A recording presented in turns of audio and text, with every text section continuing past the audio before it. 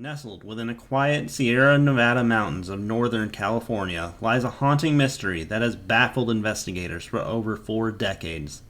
The brutal slayings of 4 innocent lives, torn away by unimaginable violence, would come to be known as one of California's most horrific unsolved crimes, the Keddie Cabin Murders.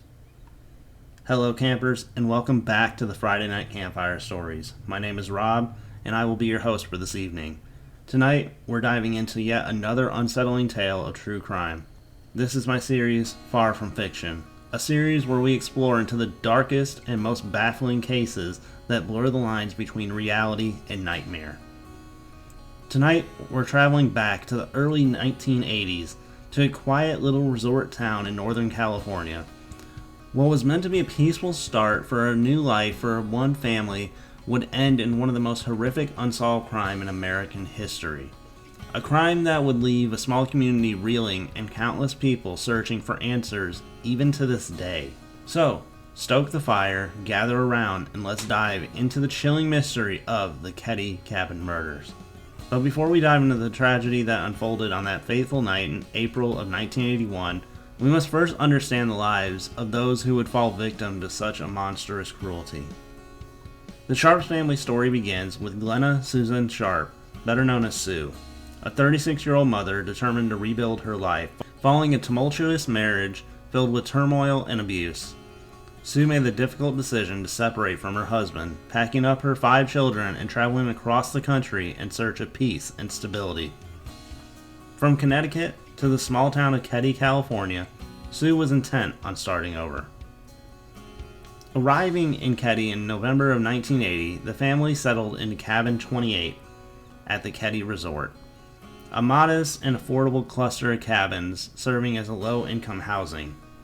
It wasn't luxury, but for Sue, it was a chance to rebuild, to provide for her children with the safety and comfort they so desperately needed. Sue's children were her world. John, her oldest son, was a typical 15-year-old navigating the struggles of adolescence. Sheila, 14, was growing into a young woman. She was responsible and caring. Tina, 12, was bright and curious, while Rick and Greg, just 10 and 5 years old, were her youngest, innocent and playful. Together they did their best to adapt to their new life, their mother working tirelessly to make ends meet and give them a sense of normalcy. But life in Keddie was far from perfect. Though the resort was surrounded by the beauty of the Sierra Nevada, there was a darkness that lingered beneath its surface. Financial struggles, the isolation of their remote location, and the whispers of illicit activities in the area painted a bleak backdrop against Sue's effort to rebuild. Despite the hardships, the Sharp family continued forward, holding on to whatever semblance of happiness they could find. Sue was determined to provide for her children with a better life, but nothing could prepare her for the nightmare that was just around the corner. April 11th, 1981. What began as a seemingly peaceful night in the Keddie Resort would soon devolve into one of the most horrific and mysterious crime scenes in California history. The event that unfolded in Cabin 28 would forever scar the small community and leave behind more questions than answers. It was a typical Saturday evening. Sue Sharp remained home at Cabin 28 with her youngest sons, Rick and Greg, and their friend, 12-year-old Justin Smart, who had been invited for a sleepover. Sue had no idea that just beyond the walls of their modest cabin, something unspeakable was about to happen. Meanwhile, Sue's oldest son, 15-year-old John Sharp, was out with his friend, 17-year-old Dana Wingate. The two had spent the day in Quincy, a nearby town, hitchhiking their way home as the night fell. They returned to Cabin 28 some time later, unaware that they were walking into a nightmare. Sheila, Sue's 14-year-old daughter, was spending the night at a friend's cabin just a short distance away, while Tina, the 12-year-old, was home in Cabin 28, soon to become another victim of the unfathomable violence that would unfold. The following morning, April 12, 1981, Sheila Sharp returned home, likely unaware that her entire world was about to change. She approached Cabin 28, she opened the door and stumbled upon a scene that would haunt her forever. The living room was a blood-soaked tableau of unimaginable brutality. The bodies of her mother, Sue, her brother John, and his friend Dana lay strewn across the floor, bound with medical tape and electrical cords. Blood splattered, covered the walls, the furniture, even the ceiling, a testament to the sheer savagery of their deaths. Sue Sharp had been gagged with a bandana and her own underwear, bound at the ankles and stabbed in the chest. John's throat had been cut. His skull was viciously battered. Dana, too, suffered severe blunt force trauma to the head, and he was manually strangled. The chaos was unfathomable. But even more chilling than the devastation before them was the realization that one family member was missing. 12-year-old Tina Sharp was nowhere to be found. Amidst the bloodshed, Sheila's two younger brothers, Rick and Greg, and their friend Justin, were found unharmed, sleeping soundly in their bedrooms at the far end of the cabin. Somehow they remained untouched, undisturbed, all through the brutal attack. The crime scene itself was a chaotic mess. Multiple weapons were used in an attack: a hammer, a knife, and what would later be suggested as a second knife, one that had been bent beyond use from the sheer force of the blows. Bloody footprints stained the floors, and the cabin telephone off the hook. Whoever committed these atrocities had done so with precision, rage, and control. And yet, despite the brutality, certain aspects of the crime scene suggested something else, something far more deliberate. But the mystery of what truly happened that night would only deepen as investigators began to search for their answers. With a horrific discovery made at Cabin 28, the small community of Keddie was left in shock. But for the investigators tasked with unraveling the truth behind these atrocities, the nightmare was only beginning. From the start, the investigation was plagued with complications. Evidence was mishandled, crime scene protocol was poorly followed, and reports were either incomplete or inadequately documented. Despite these setbacks, some crucial findings were made. Blood evidence, multiple weapons used in the attack, and various clues hinted at more than one perpetrator. But the most alarming fact, Tina Sharp was missing. Her whereabouts completely unknown. As days turned into weeks, hopes of finding her alive were beginning to dwindle. During the early days of the investigation, several suspects emerged, each with their own potential motives, but three stood out amongst the rest. John Boobity, who went by Bo. The first suspect of the man named Bo was an ex-convict connected to organized crime. Bo was staying with his friend, Martin Smart, at Cabin 26 on the night of the murders. With his criminal history and proximity to the scene, suspicion quickly fell on him. It was believed that Bo may have been involved in illegal activity within the area, including drug trafficking. Was it possible that all these murders were a drug deal gone wrong, or perhaps Bo's violent past had resurfaced once more? Then there was Martin Smart himself, a man who had a known temper and troubled relationship with his wife, Marilyn. Some reports suggested that Martin had confessed to his wife, admitting his involvement in the murders. Yet, despite this chilling revelation, Martin was never arrested. Theories swirled that Martin's motive may have been personal, perhaps a conflict with Sue Sharp over a marital advice she had given to Marilyn, or worse yet, perhaps a crime of an opportunity that spiraled out of control. But there was another possibility, one that even seemed more sinister. Suspect number 3, Justin Smart. The most unsettling suspect of all was Justin Smart, the 12-year-old boy who had been sleeping mere feet away from the carnage that unfolded in the living room. In later interviews, Justin claimed to have witnessed parts of the attack through a dreamlike state, recalling the details that only the killer or someone present could have known. Was Justin truly asleep that night, his recollection nothing more than a fractured dream? Or was there something more disturbing at play? Could a child be involved in such a horrific crime? Theories continue to circulate, ranging from drug-related altercations gone wrong to a planned attack orchestrated by someone with a personal vendetta against Sue Sharp. And then there was the possibility of a cover-up, whispers of corruption and evidence tampering that casted dark shadows over the entire investigation. But despite the mounting suspicion surrounding these three individuals, no arrests were ever made. And as the years went by, the case grew colder. However, the discovery of Tina's remains would soon reignite the investigation in a way no one could have imagined. For years, the whereabouts of Tina Sharp remained as a haunting mystery. But then, in 1984, 3 years after the murders took place, a gruesome discovery would change everything. Roughly 3 years after the murders, a bottle collector stumbled upon scattered human remains near Feather Falls, a desolate area nearly 50 miles from Keddie. Dental records confirmed what investigators feared. The remains belonged to 12-year-old Tina Sharp. Nearby, they also discovered fragments of clothing, a portion of a child's blanket, and a piece of tape that may have been used to bind her.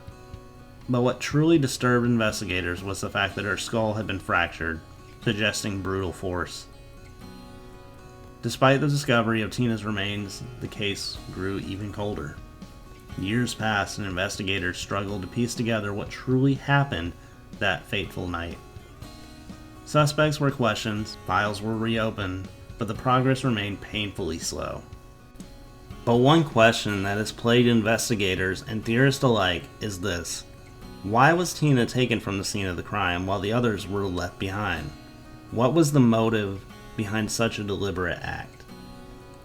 One possibility is that Tina's abduction was part of a premeditated plan. If the attack was indeed personal, Tina may have been specifically targeted for unknown reasons, perhaps as an act of revenge or cruelty aimed at the Sharp family. Another theory is that Tina's abduction was merely a twisted afterthought. The killers, perhaps out of panic, chose to remove her from the scene to further confuse investigators or to prevent her from identifying them. Some even speculate that Tina may have been alive for a time after the murders, held captive for unknown reasons. If that was the case, then what happened to her in those missing hours, days, possibly even a year or so before her body was disposed, so far from the cabin? This is the theory that I believe in. I don't think Tina was supposed to be a part of the killing. I think the killer intended for the kids to be left alone. However, when John and Dana saw the attacker go for Sue, they stepped up and possibly left them no other choice than to knock them out or end up killing them. This is why I believe that Justin had something to do in this murder. Obviously not going to actually murder the people himself, but to keep the two younger boys away, keep them in their room. If they questioned any noises that they heard, he probably had an excuse ready for them.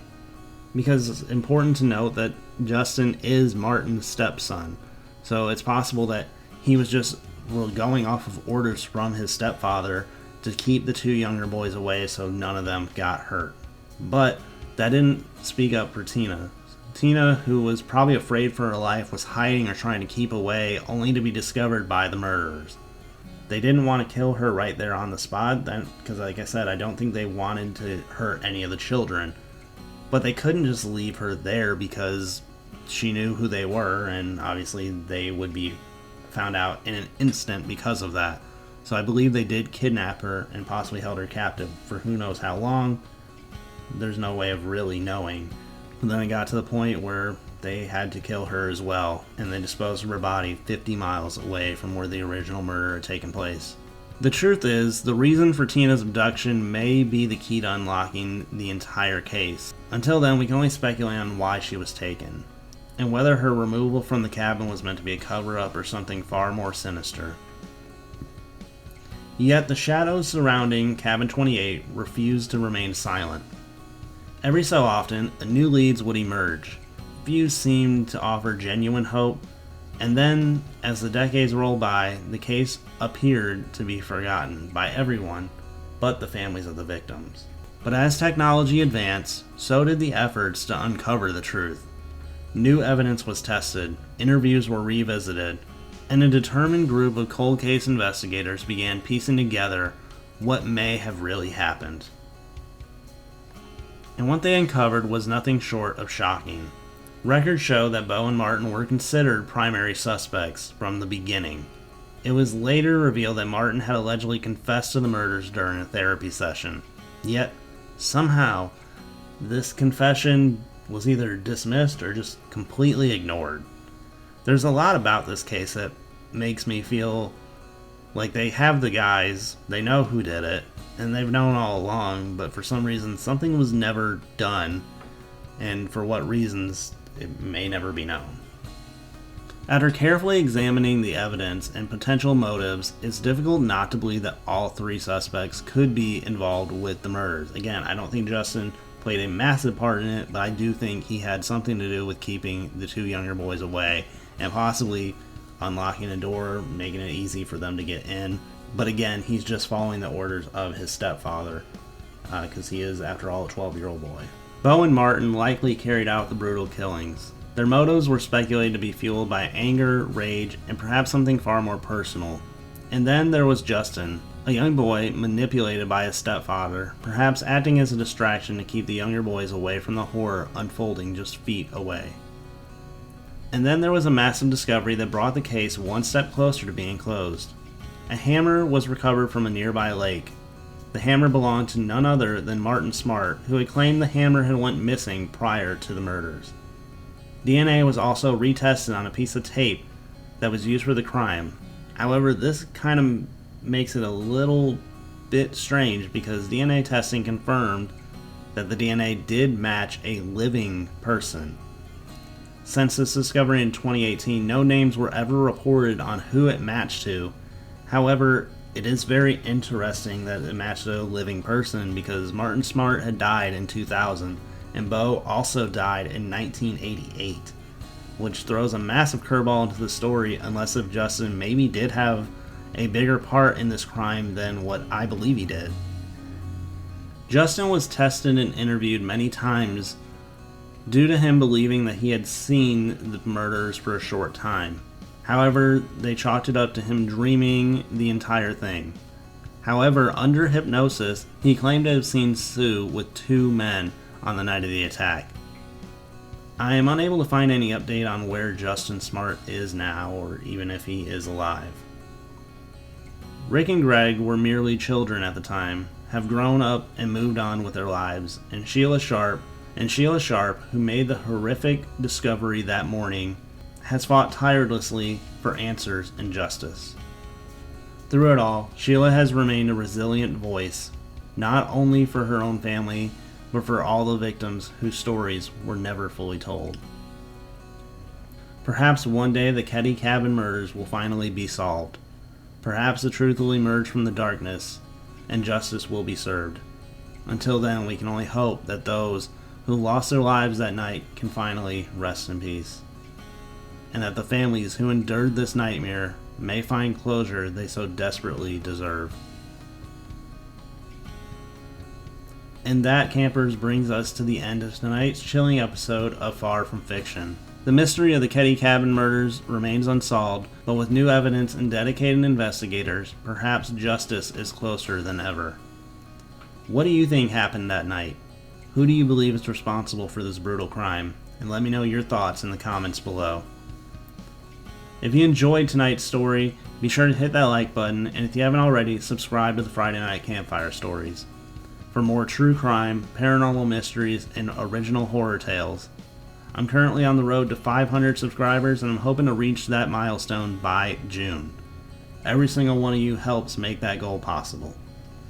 Also, if you're looking for more thrills, be sure to check out my new book, A Perfect Journey Through Villainous Eyes, a gripping anthology book packed with spine-chilling stories.